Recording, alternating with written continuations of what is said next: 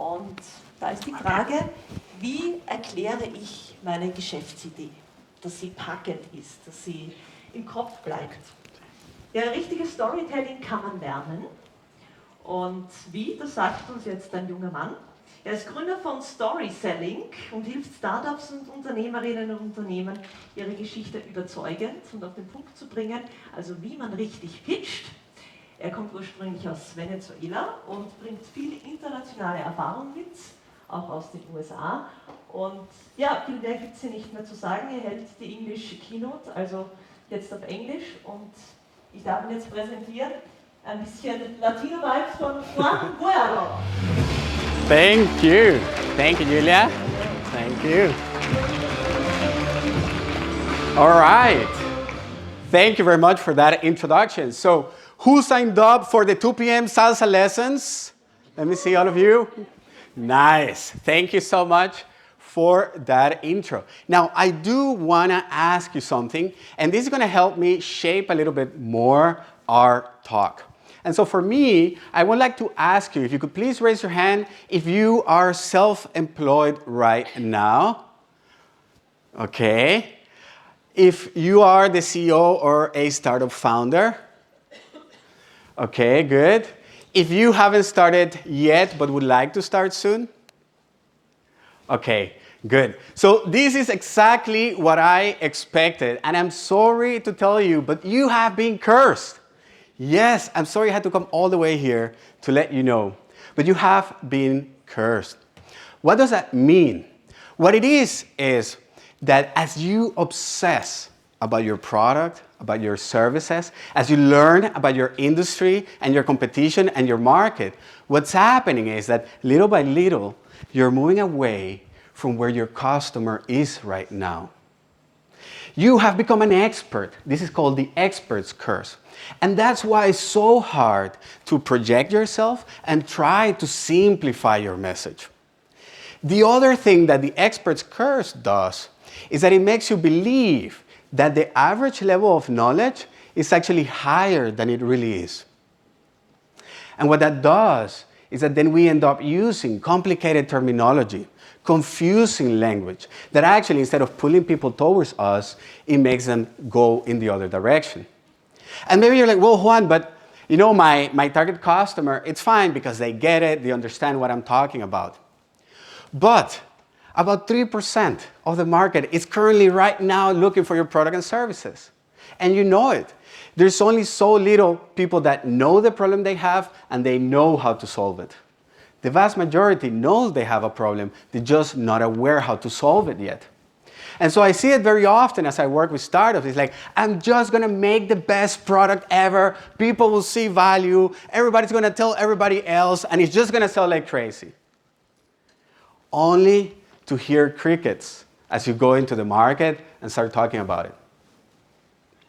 If your competition can explain their product in an easier way, simpler way, guess from whom your customers are going to buy from. We live in a world where it's no longer enough to have the best product ever. It's not enough. It is absolutely necessary, but it's not enough. Because when we're using complicated terminology, when we're confusing our audience, people are not going to have the time to invest to try to figure out what it is that you can help them with. They're just going to move on. And so it's really important that we go ahead and simplify our message. But it's no longer about just telling people what your product does. It is about telling the story around your product and service. Today I'm going to talk to you about storytelling. And I know that for some, the first time they hear storytelling, they picture themselves at the beach, hiking, campfire, s'mores, having some beers and so on. And so if this is you right now, great, because I'm going to tell you and show you how storytelling is going to transform your business.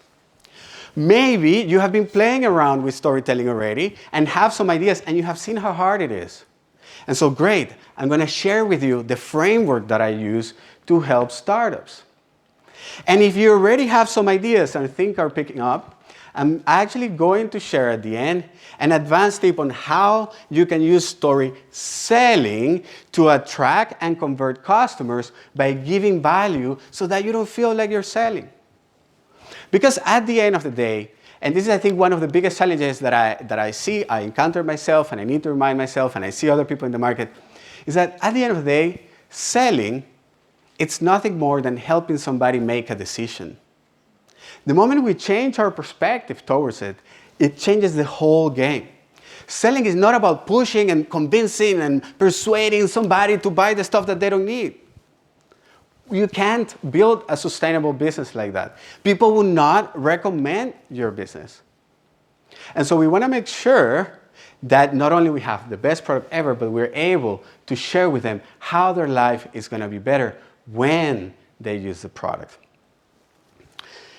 So hello everybody, my name is Juan Guerra, traditional Austrian name, as you can see, from Vorarlberg. I'm originally from Venezuela. I am obsessed, ever since I can remember, I've been obsessed on trying to understand why people say the things they say. Why do they do the things they do? And when I moved to the US for university, then I added the cultural mix. And then I started seeing patterns, and this just fascinated me.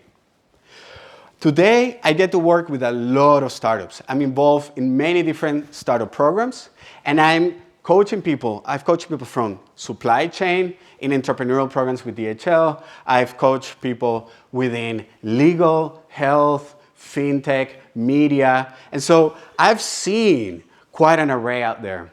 And this has allowed me to develop a framework that they use, whether it is to get customers, to get funding, to get showcase in the media, and so on. Now, it wasn't always like this. Actually, this whole thing started about 12 years ago when I had to deliver a presentation, 5-minute presentation with only 10 people. And for 2 days, I was so stressed that it went so bad the moment I started talking that I had an experience that completely changed my life. A friend of mine had to jump in and finish the presentation for me. Imagine how embarrassing that is. But that pushed me to want to develop my skills. And little by little, I start getting better, and I go out there, and I get invited to more places, and more people recognize that, and I start traveling around. This forced me to figure out a way to adapt my message to different cultures. How am I able to say something that I say in Austria and say it in Iran without losing the message? How can I say the same in Israel, in Norway, and all over 12 countries that I've been at? And so once I started and I hosted my first startup competition, the startups started asking me, Juan, I really like your style. Can I hire you to sell for me? And I was like, no, I don't really do that. But I can show you a framework. I can coach you. Next thing I know, startups are winning competitions. They're getting investment. And I was just hooked. All my life, I've been dreaming of being an entrepreneur. And now I was able to have the skills to help them get exactly what they want. Today, I help founders inspire change. That's my mission. That's what drives me.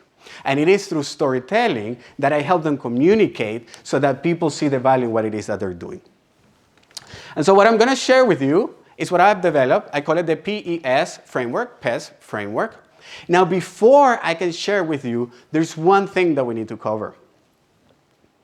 And that is that people buy emotionally, and then they rationalize their decision. We love to think that people rationalize exactly what it is that they're buying, and they thought about it, and this is the best decision ever. But the reality is that decision is made right before that. When they fell in love with it, they wanted it, and now they want reasons to show others why it is that they bought it. If you go ahead and sit in this Ferrari, and you sit in there, you picture yourself driving it, the way it sounds, the way it feels, the way it smells, the leather, and so on and so on. And then you come home, and your partner is like, why the hell do you buy a Ferrari? It's like, it was on sale. It gives great gas mileage. Imagine all the network and the people I'm going to meet because I have a Ferrari and I will network with that. And so we start rationalizing it. And this is not only happening in business to consumer. This also happens in business to business.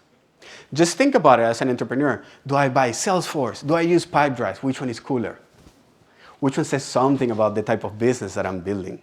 We make that decision emotionally and then we rationalize it. This is fundamental. This is key to embrace. Because guess what? Stories move people emotionally.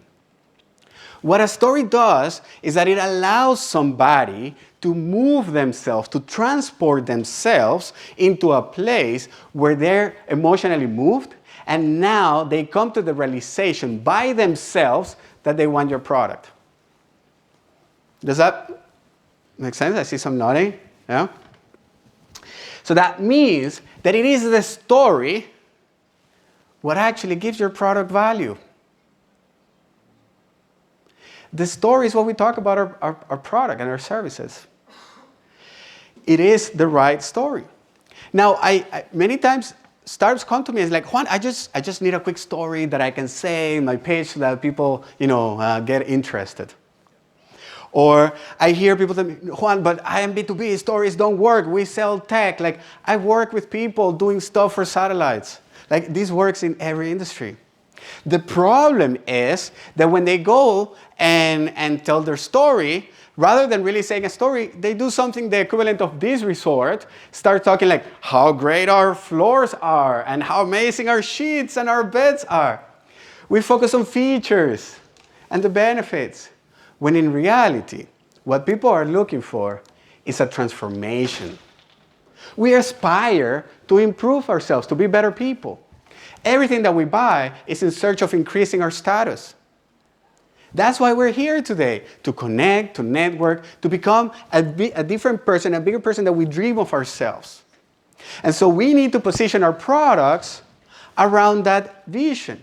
The reason why they will buy our product is because they see themselves as that aspirational identity that they're trying to build. And so, what is the PEST framework? Well, what do you think the P is for? Not everybody at the same time. Product, okay? No, it's for purpose, okay? But thank you for guessing. I appreciate it. Purpose. And soon I will go into details, okay? Into why purpose, yeah? This is something that we have been hearing for a while. Golden circles from Simon Sinek, the why purpose, okay? But I'll clarify something here. Then we got empathy. When we tell the right story at the right time, at the right person, because we empathize with our audience, people don't feel sold to. They feel understood. That is the ultimate goal. So we need to push ourselves to truly empathize with our customer. And then lastly, we need to look into our story inventory. We need to build an inventory of stories, and then we can select the right story for the right context for that situation. So that when we share it, people put themselves in our shoes, they go through that story in their heads, and they come to the realization of how they need to do things differently. When you bring all this together, that's how you have story selling. So, purpose. Purpose, normally we tend to think about my mission. Why do I do this? What's my purpose, my why? But this is for you. This is your driver that pushes you to act on a daily basis. The faster you can put that little purpose element back in your pocket and actually make it about the customer is when things will start moving. So we need to start asking a question of why should they care? And more importantly, what's going to happen if they don't take action? This is key. I didn't want to crowd the slide, but write that down. What's going to happen if they don't take action? You have to understand your customer that well. Why should they care? What's going to happen if they don't take action? From there, we move on to empathize with them. What do they desire and what is stopping them? What is driving them? What is it that they're trying to build? What are they looking for? And what stops them right now? Because then we choose the right story to help them move from where they are right now to where it is that they want to be. And so, yeah, feel free, please, to take a picture of this. I don't have that much content on my slides. I actually put it all together so that you can take a picture. So we identify why should they care? What's going to happen if they don't take action? They know that this is the thing that keeps them up at night. When you connect with that, they feel understood. You empathize and look into what is it that they desire, where it is that they want to go, and what is stopping them. And then finally, you tell a story, how you figure out, how you overcome that journey. Because at the end of the day, your customer is yourself who's a couple of years behind. So purpose, empathy, and storytelling. And just to show you a little bit how these can be applied, for example, this talk. So the purpose, yes, I share with you that my mission is to help entrepreneurs inspire change. But I started by sharing with you what's going to happen if you don't clarify your message. Your customers are not going to invest the time to buy from you. They'll go to the person that understands them.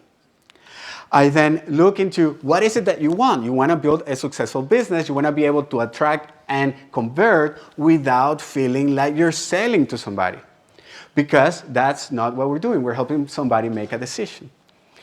And lastly, I share the stories of how I've been able to help other people achieve exactly what it is that you're trying to achieve. And so think about, in your own journey, what kind of stories allows you to communicate the lesson that you want to provide to your audience. Now, whenever I work with entrepreneurs, there are two key mistakes that I see come up over and over and over. These are very common pitfalls. And so I'll share them with you. First is that they cast themselves in the wrong role. And the other one is that they're not aware between the macro story and the micro story. Okay?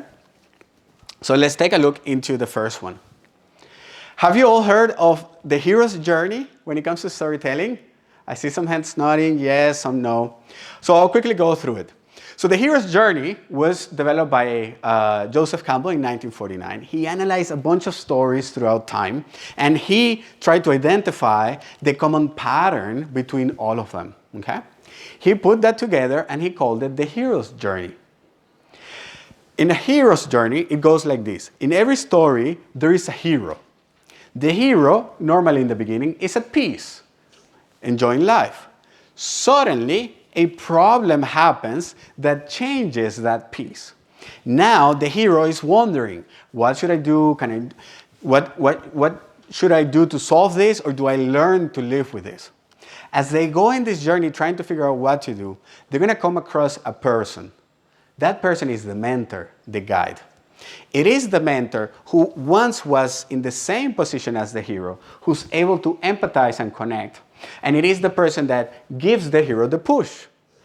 The hero makes the decision, I'm going to solve this problem, I'm going to do something about it. That's why in the movies you see they always go on a journey somewhere, right? And so they go through this journey of self-awareness, change, because they have two conflicts. They have an internal journey, which is, do I have what it takes? I don't know if I'm capable. Am I an imposter? Do people know that I don't know what I'm doing? And then there is the other journey that is trying to solve the problem. Eventually, the hero comes to a realization, knows how to solve the problem, believes in themselves, take action, and kills the villain, and now comes back to happily ever after. Okay? What I see, the mistake that most companies make, and this is small, big, medium, like I've seen it all across the board, is that they don't understand the role they play in the story. And I get it. When you're every day fighting all the no's and ups and downs, you go out of your way to put together your business. It's easy to feel that we are the hero of the story, because you are the hero of your story. But in the customer's eyes, you are not the hero. Customers are not looking for a hero. They are looking for a mentor. When you position yourself as a hero, instead of attracting people to you, you're actually pushing them away. And so when we start talking about, we have the best team, we have won so many awards, we have done X, Y, and Z, this is hero's language. But the customer is on their own journey, they have a problem that they're trying to solve, and as they look around, they come across your business. And I was like, can this help me solve my problem? And it is through your products and services that you help the hero eliminate the villain and continue on their journey. It is key to understand that relationship, because then when we position ourselves in the role of the mentor, now we serve and we can help. You see why selling is all about helping the hero make a decision. It's game changing. And so this is the biggest mistake that I see across the board, is believing that we are the hero of the story. And we're not. And this is happening, for example, right now. Yeah? You want to grow your business. Everybody feels that you can always improve on the way you communicate, or maybe you're struggling more than others. It's fine. And so you look around, you see this talk. I'm the mentor right now. My product and service is this keynote, helping you understand how this works so that you can continue on your journey. And this relationship continues between you and your customer, and so on and so on. Okay? So this is the biggest mistake that I see across the board. Okay? Positioning in the wrong cast, like casting yourself in the wrong role. The next thing that I want to share with you, it's a little bit more advanced. Okay? So please follow through, like stick with me a little bit. Okay? So this is about the macro and the micro story. In every business, there are two stories. There is a macro story, okay, which is the main plot, and there is a micro story, which is a combination of stories that come together. And so let's share this with you. In a story, we have what is called a story arc. Every story is split in three. You have a beginning where you see where the setting is happening. Okay, in the beginning of the movie, is this happening in the future, in the present? Who are the characters? Who's part of this? Okay? Suddenly, a problem happens, and it starts creating tension. It starts building that tension between the characters and the story, until finally, the problem is solved, we have reached a solution, and now life with success happens. Okay?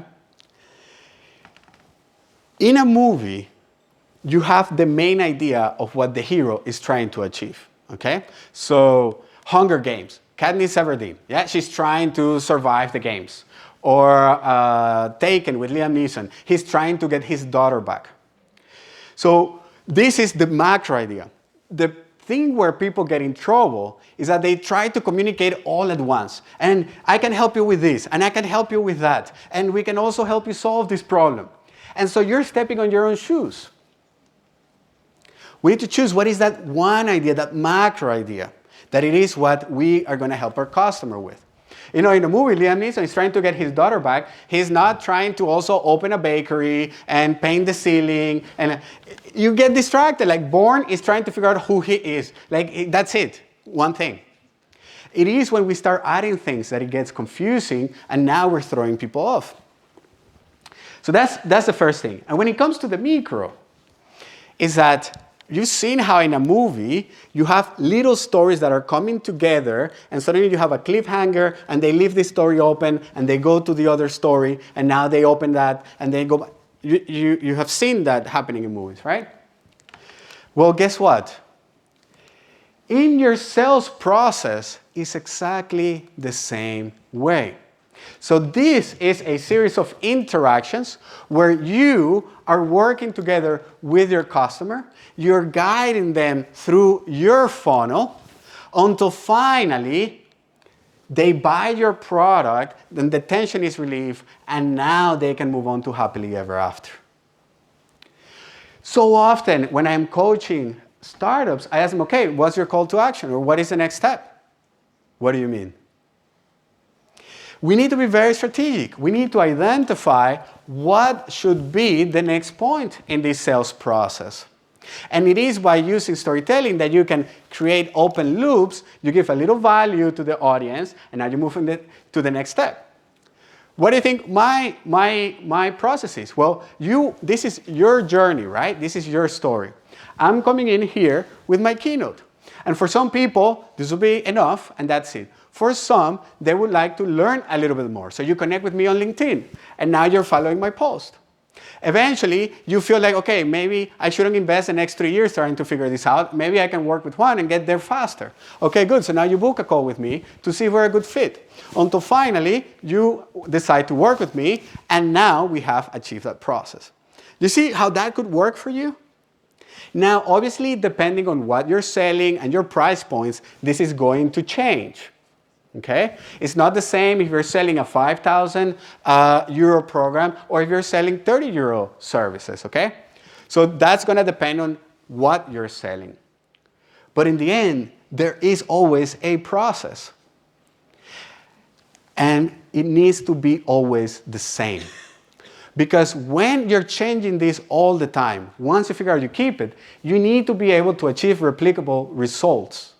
Because that's how you can forecast, if you do this many people into the system, if you get in front of this many people, how many customers are you actually going to get? And that's how storytelling becomes story selling. So really try to look into what is my macro story, okay? What is that main idea that I want to share? And how can I identify, how can I build up my story inventory so I can allocate these stories along the way so that little by little people go through my funnel as I deliver value that keeps them wanting more. And that's how we solve the whole macro versus micro.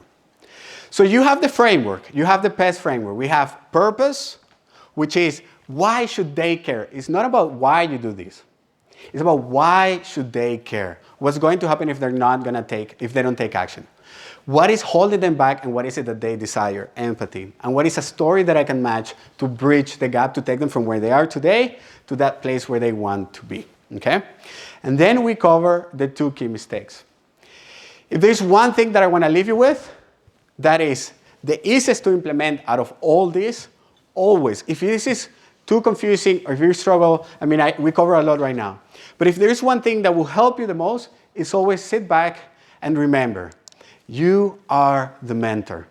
You are not the hero. The customer is the hero, and we are the mentors who serve, who help them, and show them how they can actually eliminate the problem. You've been great. Thank you so much for having me today. Thank you for being here. If you're interested, we were recording this session. You can connect with me on LinkedIn if you scan that QR code. Just send me a friend, a connection. And if you want the recording, just let me know. That's it from my side. Thank you so much.